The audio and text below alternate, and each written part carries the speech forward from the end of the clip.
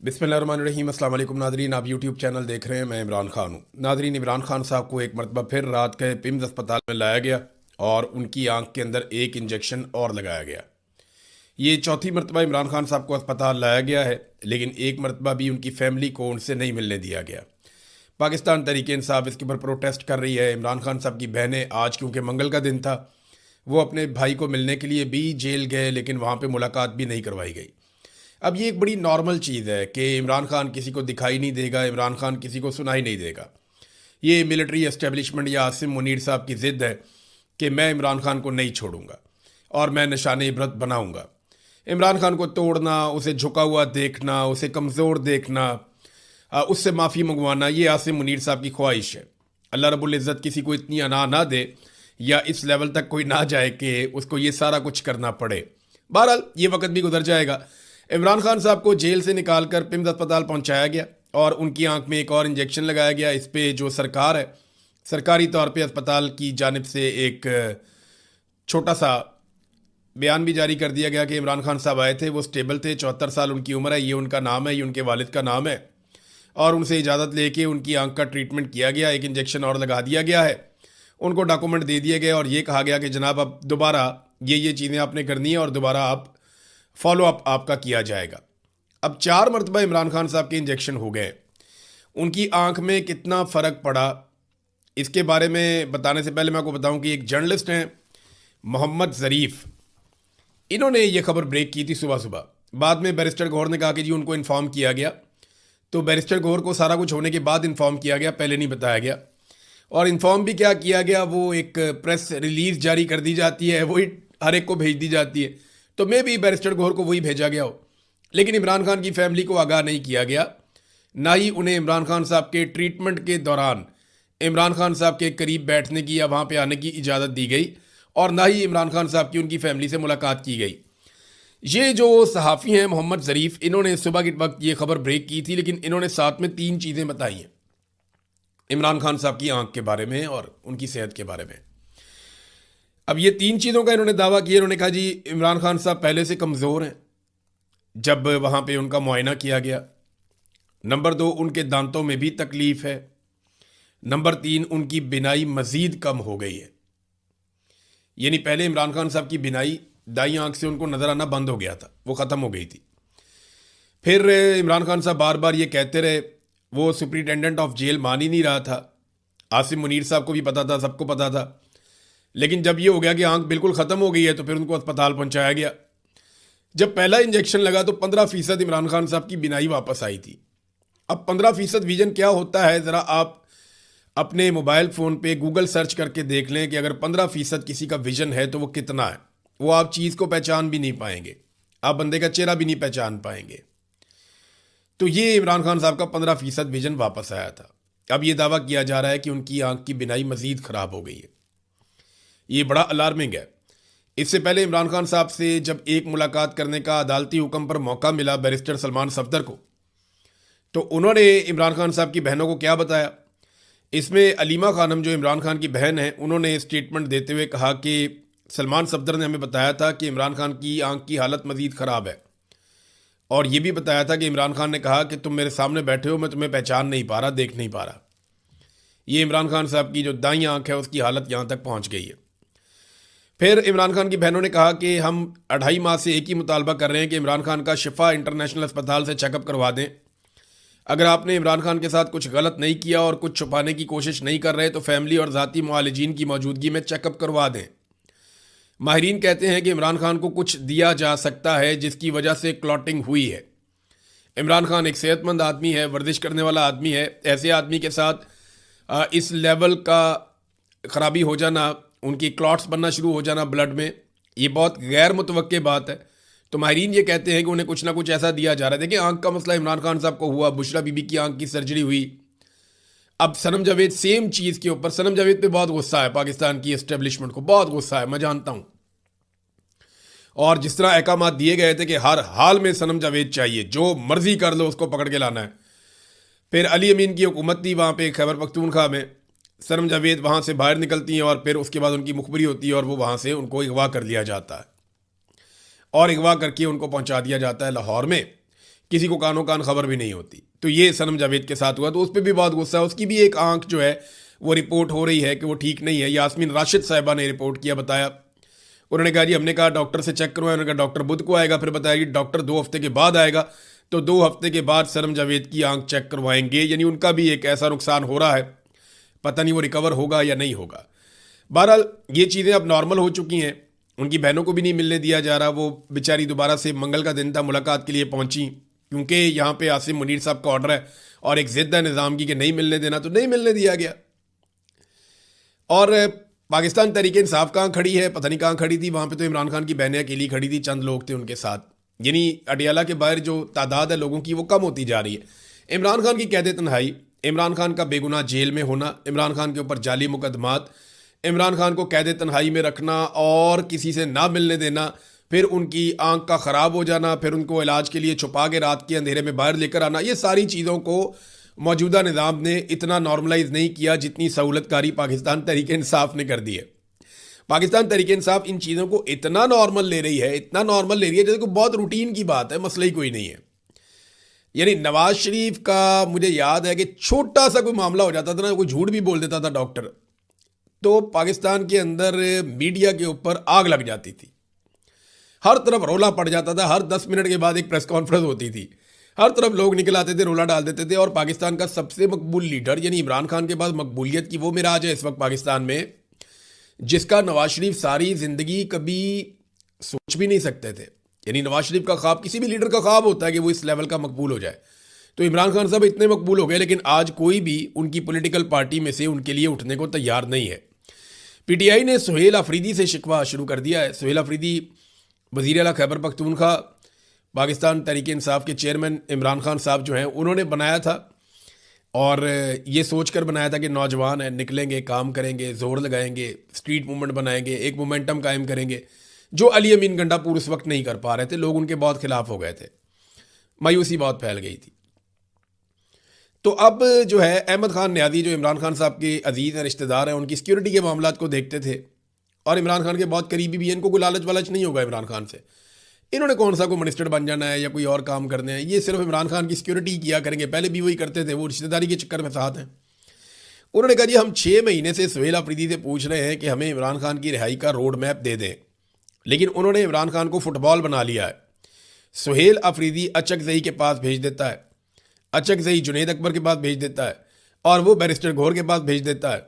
अब मर्दान में उन्होंने फुटबॉल को उठाकर अडियाला जेल भेज दिया है कि जब तक इमरान खान कोई लाया अमल नहीं देते हम कुछ नहीं करेंगे। इमरान खान ने कहाँ लाया अमल देना? इमरान खान की बहन ने पहले कहा था कि इमरान खान कभी ये नहीं कहेगा कि सारी कौम मेरे लिए या मेरी रिहाई के लिए बाहर निकल आए। ये तो फैसला आपको खुद करना है कि आपको इमरान खान चाहिए या नहीं चाहिए। दूसरा, अडियाला में इमरान खान साहब से मुलाकात होगी, कोई बातचीत करेगा तो इमरान खान साहब को कोई पैगाम बाहर आएगा ना, ऐसे तो नहीं हो सकता। बाड़ा में नाजरीन जब ड्रोन हमला हुआ और उसके नतीजे में वहाँ पे नुकसान हो गया तो लोग एहतजाज कर रहे थे। अब लोग एहतजाज कर रहे थे, मुजाहिरीन पर पुलिस ने फायरिंग कर दी। अब ये खैबर पख्तूनख्वा है, अगर देखें पंजाब में जो पुलिस करती है या सिंध में या बलूचिस्तान में जो पुलिस करती है उसकी ज़िम्मेदार अगर वहाँ की सूबाई हुकूमतें हैं, तो फिर खैबर पख्तूनख्वा में जो कुछ पुलिस करती है उसकी ज़िम्मेदार खैबर पख्तूनख्वा की हुकूमत है। एक तो ड्रोन हमला होता है जिसके बारे में इमरान खान ने मना किया है, दूसरा ड्रोन हमले का मुकदमा दर्ज नहीं होता जो इमरान खान साहब का हुक्म है, तीसरा जो लोग मुजाहरा करने निकलते हैं उनको पुलिस ही गोलियां चला देती है। तो कहाँ है खैबर पख्तूनख्वा की हुकूमत और वो क्यों अजीबोगरीब काम कर रही है? यानी खैबर पख्तूनख्वा की हुकूमत ने हाल ही में उन अफसरान को नवाजा है और ज़बरदस्त किस्म के ओहदे उनको दिए हैं जिन अफसरान ने पाकिस्तान तहरीक इंसाफ के ऊपर मिलिट्री एस्टेब्लिशमेंट के साथ मिलकर जुल्म और जबर के पहाड़ तोड़े थे, जिन्होंने मुकदमा दर्ज किए, जिन्होंने इलेक्शन चोरी किए, जिन्होंने छापे मारे, गिरफ्तारियां की। उन अफसरान को हाल ही में बहुत नवाजा जा रहा है पाकिस्तान तहरीक इंसाफ की खैबर पख्तूनख्वा हुकूमत की जानिब से। नंबर 1 तो ये बात आप ज़हन में रखें। नंबर 2, बिल्कुल एक खामोशी है, किसी किस्म की कोई एक्टिविटी नहीं। ये कहा गया कि हम नौजवानों की एक बहुत बड़ी तादाद इकट्ठी करेंगे इमरान खान की रिहाई के लिए, वो मामला भी जो है वो कहीं गायब हो गया, समझ ही नहीं आई वो किधर गए नौजवान सारे। तो सुहेल अफरीदी ने इस मामले का नोटिस तो लिया है, लेकिन उन्हें बताना चाहिए कि क्या सूबाई इदारे उनसे ताउन कर रहे हैं या नहीं कर रहे, पुलिस उनकी बात मान रही है या नहीं मान रही। क्योंकि अली अमीन गंडापुर ने भी अपनी गलतियों का आगाज़ इसी बात से किया था कि ब्यूरोक्रेसी उनकी बात नहीं सुनती थी और वो ये साबित करने की कोशिश करते थे कि सब कुछ मेरे कंट्रोल में है। यानी वो सच नहीं बोल रहे थे, सच से भाग रहे थे। अब सुहेल अफरीदी साहब के साथ अगर ये मामला है और वो नहीं कंट्रोल कर पा रहे, ब्यूरोक्रेसी को, पुलिस उनकी बात नहीं सुन रही, तो उन्हें खुलकर बताना चाहिए कि ये कहीं और से कंट्रोल हो रहे हैं। हमारे पास जो सूबाई खुद मुख्तारी है उसके ऊपर हमला किया जा रहा है, ये बात उन्हें बतानी चाहिए। तो पीपल्स पार्टी माजी में बताती रही है, तो इनको बताने में क्या प्रॉब्लम है। नाज़रीन, एस्टेब्लिशमेंट ने इस्लामाबाद में 3 शानदार जजेस से जान छुड़वा ली है बिलाखिर। लेकिन जिन जजेस ने खत लिखा था उन सबको निशाने इबरत तो बनाना था। तो कुछ जजेस चले गए, कुछ जजेस रह गए। एक आधे को किसी को सुप्रीम कोर्ट में भेज दिया, किसी को इधर कर दिया, किसी को उधर कर दिया। तो करते कराते जिन जजेस से प्रॉब्लम था उनमें से 2 के नाम तो चले वापस ले लिए गए। 3 जजेस खत लिखने वाले उन्हें ट्रांसफ़र कर दिया गया है। मोहसिन अख्तर कियानी को लाहौर भिजवा दिया गया, जस्टिस मोहसिन अख्तर कियानी शानदार जज है। जस्टिस बाबर सत्तार, इन्हें पेशावर भिजवा दिया गया। जस्टिस सिमन रिफत इम्तियाज़, इन्हें जो है सिंध में ट्रांसफ़र कर दिया गया है, सिंध हाई कोर्ट चली गई है। ये मिलिट्री एस्टेब्लिशमेंट ने जान छुड़ा ली उन जजेस से जो इस्लामाबाद के अंदर इंसाफ की बात करते थे। लेकिन ये जजेस एक बात याद रखें, आपने कंप्रोमाइज़ नहीं किया, आपको सलाम है। पूरा पाकिस्तान आपको सलाम करता है। आपका नाम तारीख में सुनहरे रूप में लिखा जाएगा। जुडिशरी को जब भी हम याद करेंगे आपके नाम को अच्छा समझेंगे, आपके बारे में मुस्बत बात की जाएगी। पता नहीं आप कितना अरसा और इस नौकरी के ऊपर रहेंगे, आप कंटिन्यू कर पाएंगे नहीं कर पाएंगे। हो सकता है कभी आपके दौर में अच्छा वक्त आ जाए, हो सकता है कि ये इसी तरह चलता रहे और अदालत मज़ीद गिरावट का शिकार होती रहे। लेकिन आपने अपने हिस्से का काम किया क्योंकि आपने कंप्रोमाइज़ नहीं किया। मैं जानता हूँ जजेस के सामने कंप्रोमाइज़ करने के लिए बहुत सारी चीज़ें रखी गई, बार बार रखी गई। लेकिन ये वो जजेस हैं जो सितारों की मानंद हैं। ये वो जजेस हैं, नए जजेस को इनसे सीखना चाहिए, इनको फॉलो करना चाहिए कि अगर आप ना झुके तो आपको कोई झुका नहीं सकता। अगर आप कानून और आइन के मुताबिक खड़े हो जाएं तो आपको कोई शिकस्त नहीं दे सकता। ये जजेस हारे नहीं हैं, धकेल दिए गए हैं क्योंकि इन्होंने हार नहीं मानी। तो शानदार जजेस हैं, सलाम है इनकी एफर्ट को। और जो कुछ इस हुकूमत ने किया वो तो इनको करना ही था। नाज़रीन, PIA जो है वो पूरी की पूरी बिक गई है। अब वो एक निजी कंपनी है, इसका पाकिस्तान की रियासत से कोई ताल्लुक नहीं है। हमारी रियासत का इसके ऊपर से मुकम्मल कंट्रोल ख़त्म हो गया है। जो 25% बाकी रह गई थी उसके लिए भी 45 अरब रुपए की बैंक गारंटी जमा करवा दी गई है। यूं ओने पोने पाकिस्तान के एक बड़े असासे को बेच दिया गया और फौजी फाउंडेशन इसमें एक बहुत बड़ा शराकतदार है। आरिफ हबीब एक शराकतदार है, 1-2 और लोग भी हैं। लेकिन असल में तो आपको पता ना मामला क्या है, किसने किसको नवाजा और कैसे नवाजा, ये हम सब जानते हैं। तो एक शानदार एयरलाइन जिसके रूट्स की कीमत इससे ज़्यादा होनी चाहिए थी, जिसके तैयारों की कीमत इससे बहुत ज़्यादा है, जिसके स्पेयर पार्ट जो पड़े हुए हैं वो भी उस मालियत से ज़्यादा के हैं जितने पैसों में इसको बेच दिया गया था। तो ओने पोने पाकिस्तान की एक शानदार एयरलाइन, पहले उसको तबाह किया गया, बर्बाद किया गया और फिर उसको ओने पोने ऐसे बेचा गया कि जो उसकी असल कीमत है उसका भी चंद फीसद भी वसूल नहीं किया गया। तो ये पाकिस्तान के इदारों को इस तरीके से तबाह किया जाता है और बेच दिया जाता है। आदादोशुमार के मुताबिक खित्ते की जो सबसे महंगी तरीन बिजली है वो पाकिस्तानी खरीद रहे हैं। हमारा मुकाबला भारत के साथ होता है ना नॉर्मली, तो भारत में तो कई इलाकों में या कई जो भारत की रियासतें हैं, जो एरियाज़ हैं, जैसे कि दिल्ली है, यहाँ पे 200 यूनिट तक तो वो बिल ही नहीं लेते।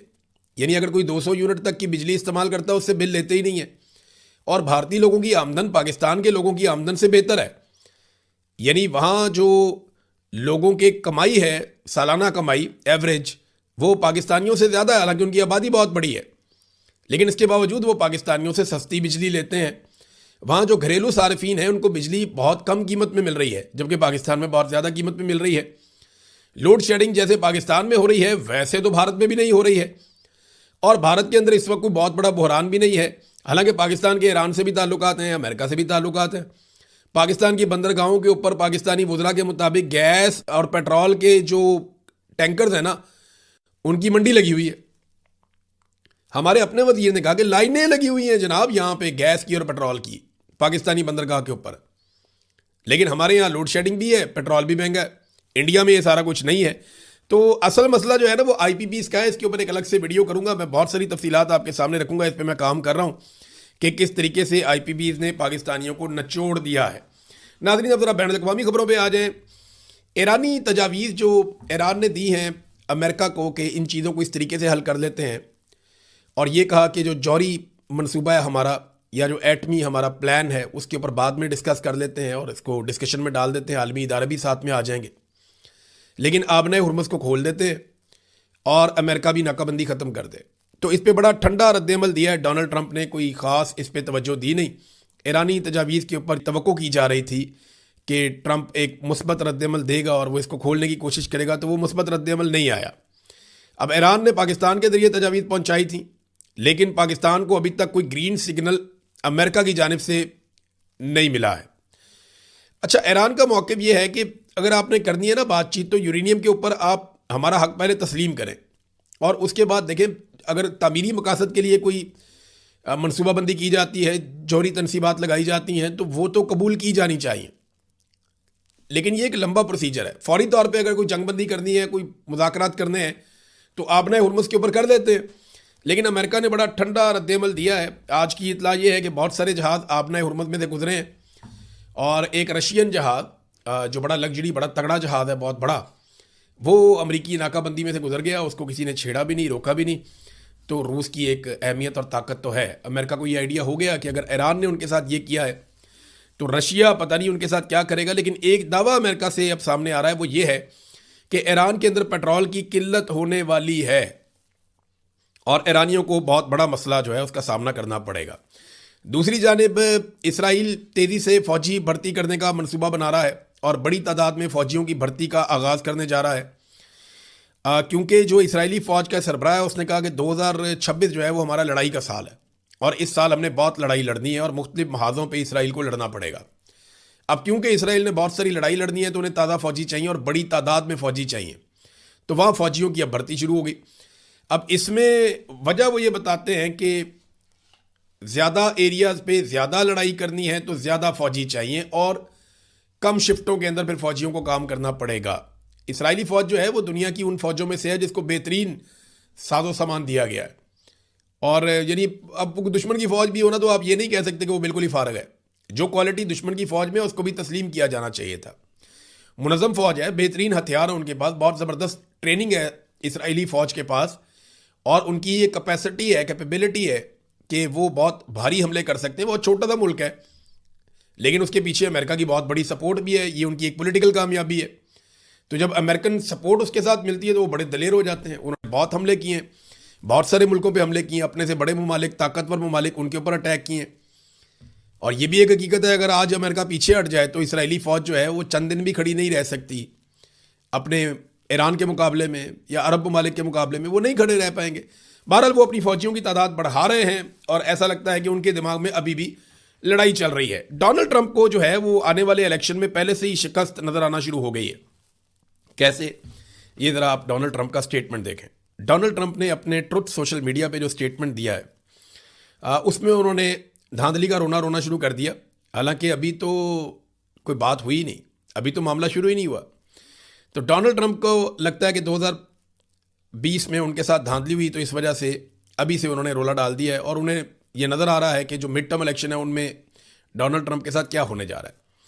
उन्होंने कहा America election are rigged, stolen and laughing stock all over the world, कि अमेरिका के इलेक्शन धांधली हुई, चोरी किए गए और पूरी दुनिया में मजाक उड़ा।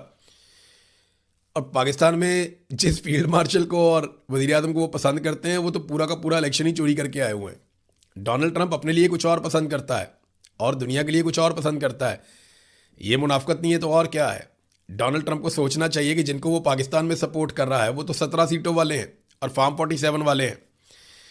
उसने कहा जी कि हम या तो इसको ठीक करेंगे, ये बड़ी सख्त बात की। उसने कहा जी we are either going to fix them or we would not have a country any way any longer, कि या तो हमारा मुल्क ही नहीं रहेगा या हम इसको ठीक करेंगे। मैं तमाम रिपब्लिकन्स को ये कह रहा हूँ जो उसकी अपनी पार्टी है कि save America act, all voter must show voter ID, यानी जो भी वोटर आएगा वो वोटर आईडी अपनी शो करेगा और तमाम वोटर्स को अपनी सिटीजनशिप का प्रूफ देना पड़ेगा वोट देने के लिए। और जो मेल बैलेट्स हैं, यानी जो लोग वहाँ मौजूद नहीं होते वो मेल के ज़रिए अपना वोट डाल देते हैं, वो अब ख़त्म कर दिया जाए, सवाए ऐसे लोगों के जो माजूर हैं या ऐसे लोगों के जो फ़ौज में हैं या ऐसे लोगों के जो ट्रेवल कर रहे हैं। तो डोनाल्ड ट्रंप अब पहले से ही रोला डालना शुरू हो गए हैं कि धांधली धांधली धांधली, क्योंकि उन्हें नज़र आ रहा है कि मिड टर्म इलेक्शन में डोनाल्ड ट्रंप के साथ क्या होना है, और डोनाल्ड ट्रंप ने खुद भी कहा है, थोड़ा अर्सा पहले कहा कि मिड टर्म इलेक्शन होने नहीं चाहिए, ये क्या मजाक है, ये क्यों होते हैं। फिर डोनाल्ड ट्रंप ने ये भी कहा कि अगर मिड टर्म इलेक्शन में मैं हार गया तो मुझे मुआखजे का सामना करना पड़ेगा, मुझे इम्पीच करेंगे। तो उनको अपना मुस्तकबिल नज़र आ रहा है, डोनाल्ड ट्रंप को पता है कि उनके साथ क्या होने जा रहा है। अब पाकिस्तान की मिलिट्री एस्टेब्लिशमेंट को फौरी तौर पे फैसला करना है कि डोनाल्ड ट्रंप के जाने के बाद उन्होंने किसके साथ अपने ताल्लुकात पहले से बनाकर और बेहतर बनाकर रखने हैं। अब तक के लिए इतने ही, अपना ख्याल रखिएगा, अपने इस चैनल का भी। अल्लाह हाफ़िज़।